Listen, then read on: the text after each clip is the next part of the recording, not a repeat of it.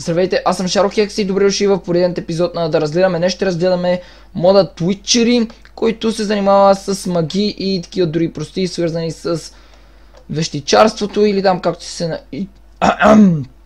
Ох, щях да умра още от началото. Господи. What the fuck. Та, в момента съм на една летяща метла. О, не, очите ми се носиха. What the fuck. И този прожектор ме ослепява. Добре. Да продължим. В момента съм на летяща метла, която се управлява по най-тъпия начин, създава някога. За да се издигнеш, трябва да даваш с W нагоре и да гледаш нагоре съответно, понеже там където ти сочи мишката, натам отива метлата. Това е малко шибано, не е с Space или с S, някакви просташки контроли са сложили, с Shift се дисмаунтва и когато слезете, тя си пада просто на място, където сте слезнали. Готиното е, че пада бавно, не е като някой камък да падне и да те удари по главата. Да дямахтеме сега и да започнем с разглеждането на мода. Добре, това са едни глинтвит, които не знам крафтат ли се, мисля, че не се крафтат. Само искам да кажа, че няма да разгледам абсолютно всичко по този мод, само най-главните неща, а вече например тези под нещата за тези главни неща няма да ги обяснявам, понеже има доста какво да се казва за тях и няма да мога да запомня абсолютно всичко, за да обясня. За тази работа има линк в описанието към този мод. Там има абсолютно всичко обяснено, абсолютно всяка подробност. Единственото, което е, че е на английски. Иначе, да, всяка подробност може да разгледате в сайта. Имат си даже и сайт за този мод, понеже твърде много неща има за него. Тези тук, това мисля, че осветява през нощта, понеже виждам, че някакви неща извършат, но да влизаме навътре. Тук съм подготвил най-главните неща и отвън съответно. Първото нещо, което ще започнем или по-скоро ще ви науча е как да си правите това как се наричаха буркани, да, буркани, които обаче не са буркани от стъкло, както сме свикнали да ги гледаме или виждаме, са от глината. Ето това е рецептата в момента, ето така се крафтват, ето това е рецептата, слагате ето тук, ето така и ви дава... Добре. Какво не е наред? Добре. Рецептата е променена. Това не го очаквах. Понеже аз гледах от някакъв сайт, който рецептите не знам от кога са или е за по-нова версия. Не съм сигурен, но там рецептата беше ето така. Явно, че рецептата ето така. И даваше по 3, а в момента дава по 4. Добре, също така искам да кажа версията, на която снимаме 1.6.4. Там, която те показаха, понеже не съм гледал на клип. Клиповете бяха по половин часа, защото правиха фул ревю, аз няма да направя абсолютно фул ревю. Ето така се крафтва буркан, който се прави от глина. Този буркан може да си го изпечете, за да стане един истински буркан, който да бъде здрав, а не да е мек като там каквото си е глината. Да изчакаме просто да стане готов, за да продължим нататък. Айде бурканче, е готово. Зад мен веднага виждаме една печка, която се нарича Witchery Oven на английски, иначе е печка на вещицата. С тази печка може да си правите някакви, по-скоро не да правите, а ви дава някакви неща. Съответно шансът е изключително малък, понеже аз ще го направя сега с саплинги.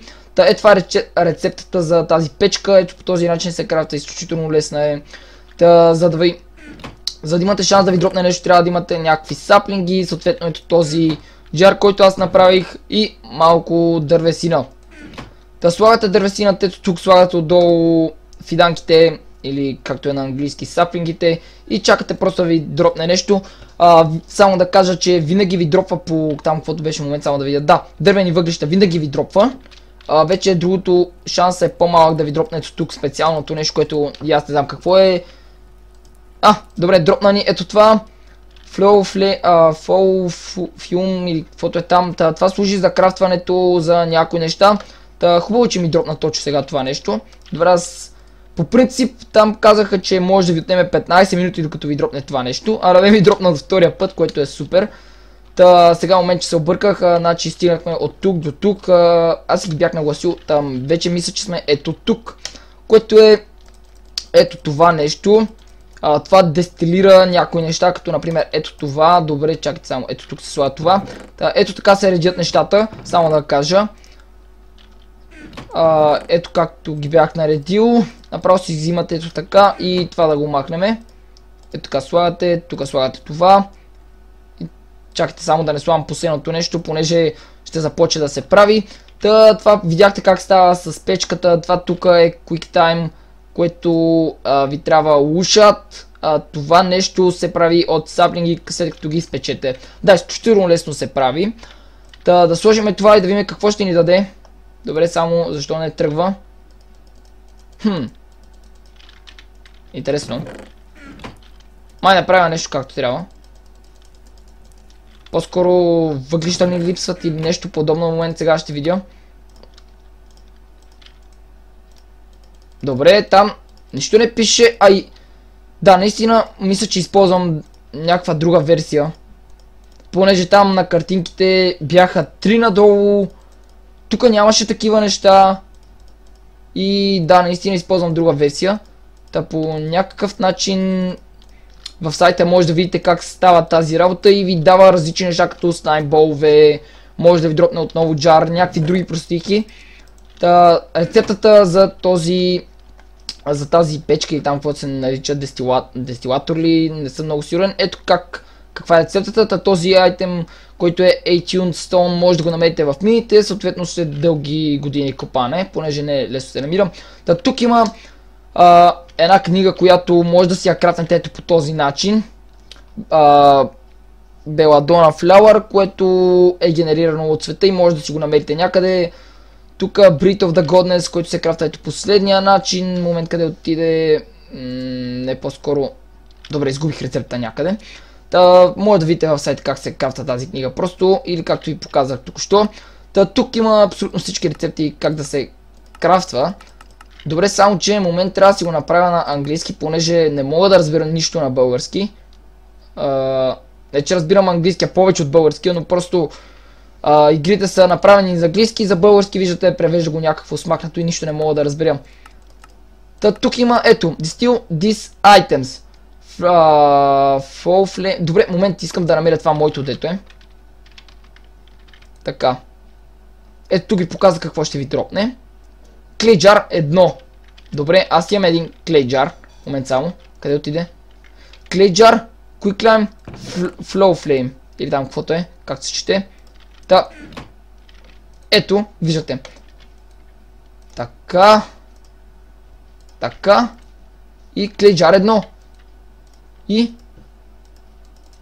то не може да го сложи тук. Интересно. Клейджар. По-скоро то отдолу е клейджара, отголу е това. И да, виждате, не иска да ми се задейства. Нирто. Да, то наистина трябваше да взима пауър от някъде. Да, това го забравих. Съжалявам, тук вече грешката е моя. Трябва ви някакъв ултар, който се крафта. Сега няма да ви показвам. Просто ще го направя набързо, за да... мъга. Момент сега. Ето го. Ще го направя ето тук, понеже вътре направих мазало. Набързо няма сега да ви казвам за какво служи този ултар, понеже по-нататък съм си подготвил специални речи, за да кажа за какво служи. Добре, бавно, но сигурно се речарджва. Слагаме така. Така. И сега тръгва. Надявам се да стигне тази сила, която има в ултара, понеже не е много. След това ще обясня за какво служи. Добре, бавно, но сигурно се прави. Това е добре. Само да не се изчерпа енергията. Не мога да гледам, ще се изчерпа.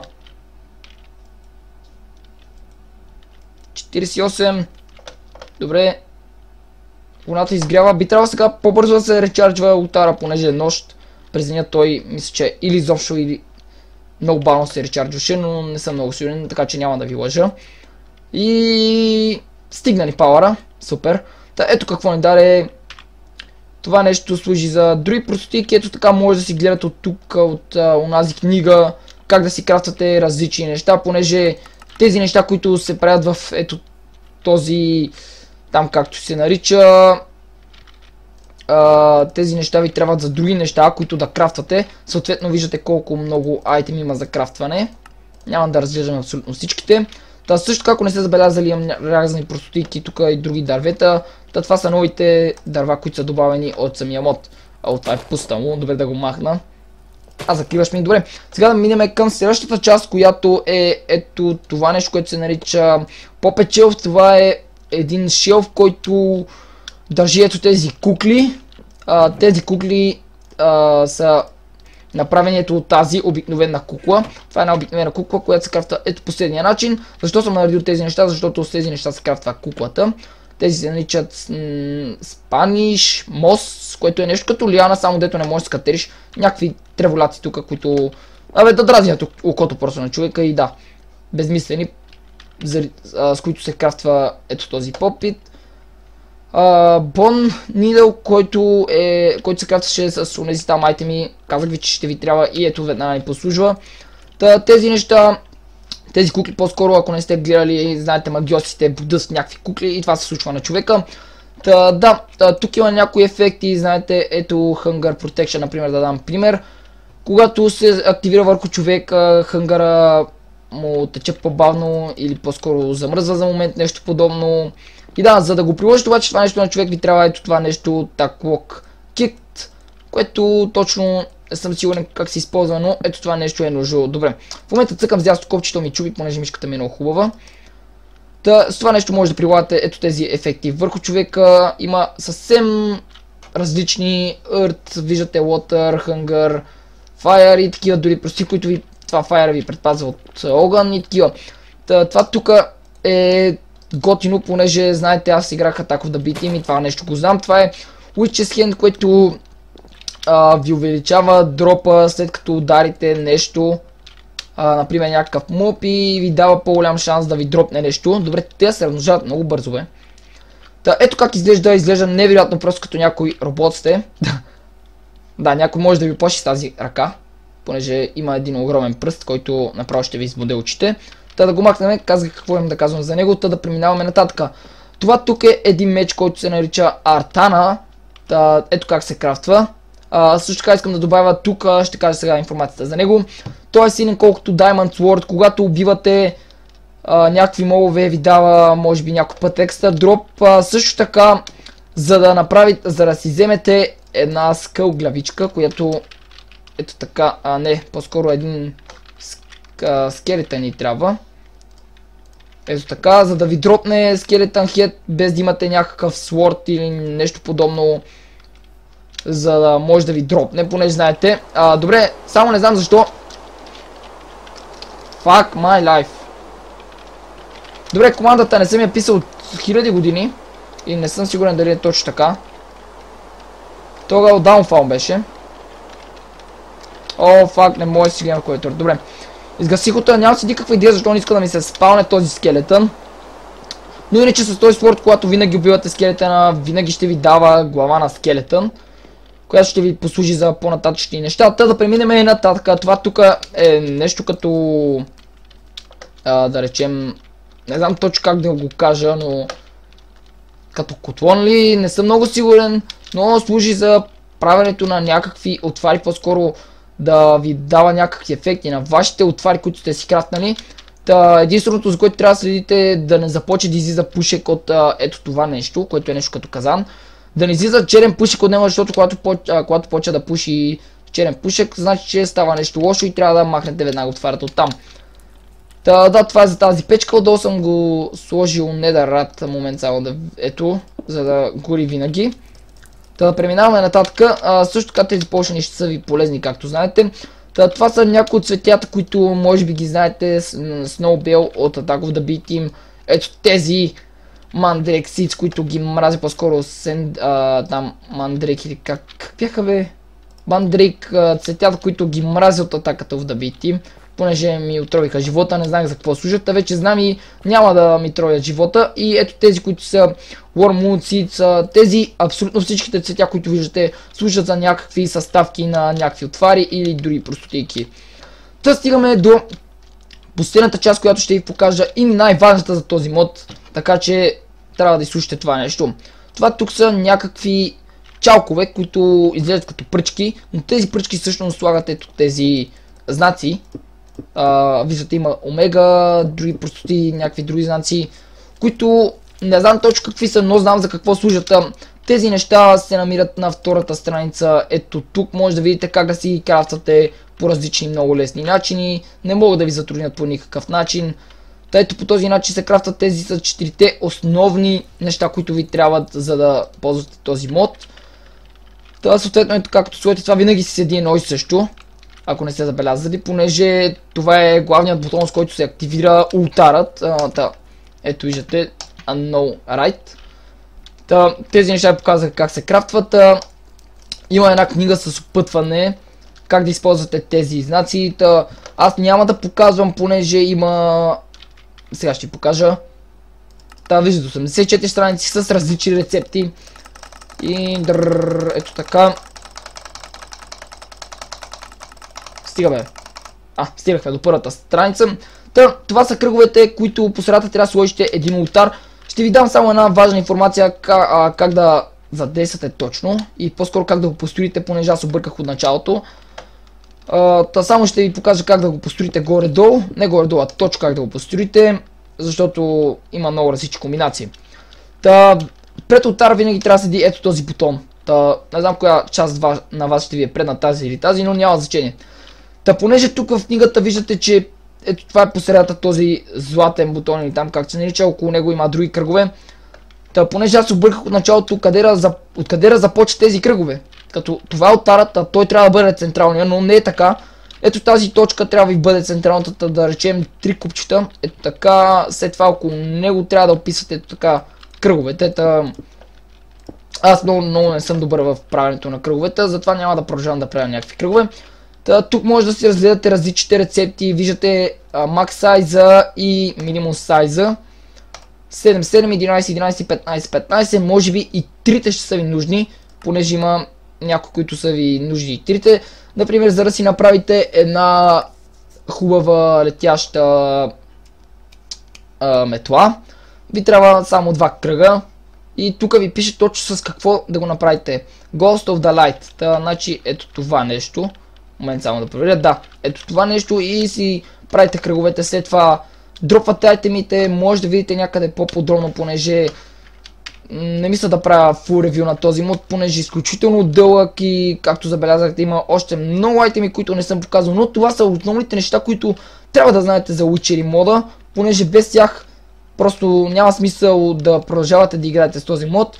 Както аз направих с Attack of the Bee Team, понеже не знаех доста от модовете и затова спрях да снимам на нея, понеже и доста от вас ме питаха, ето сега казвам. Понеже сега вече знам основните неща, няма да ми е проблем да използвам Witcher мода, понеже опътванията си ги има. И така вече мога да си ползвам Witcher мода, естествено като си гледам от рецептите, понеже надали човек ще знае всичките рецепти за този мод. Само да добавя ето как се крафтва и тази книга, която ще ви покаже всичко за тези кръгове, които трябва да направите. И до тук ще приключа с това ревю на този мод. Надявам се да ви е харесало. Ако искате да продължавам с тази поредица, може да харесате клипа, да оставите коментар и да се абонирате за моя канал. Благодаря ви, че бяхте с мен, ще се видим в следващия клип. Чао!